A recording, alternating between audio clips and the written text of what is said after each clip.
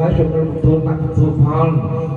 អំពីជាច្រែកថារបស់កូនចៅរបស់គ្នាជួយទទួលលោកពុទ្ធពរសម្រាប់5ប្រការគឺអាយុជោគអស់លោកណាស់មានអាយុវែងចន្ទផ្សាយយឺនយូរ100ឆ្នាំវណ្ណៈសូមអរនាមបបស្បល់កាយស្រស់ល្អចាស់ឆាយគួរជាទីថ្លៃពេញចិត្តសុខផាក់សុខតាំងសុខកាយសบายចិត្តសុខតាំងបច្ចុប្បន្ននិងសុខតាំងបរិលោកពលៈសូមអរនាម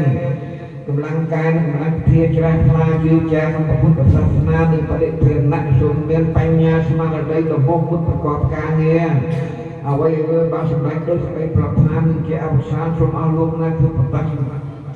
លោកសម្បត្តិទាំងឡាយ3ប្រការគឺសម្បត្តិមនុស្សលោកប្រការ1សម្បត្តិសមុទ្រប្រការ2សម្បត្តិព្រះមហានិព្វានប្រការ3យ៉ាងដូចជាតាំងប្រាក់គិតប្រមេសរិទ្ធចន្ទោ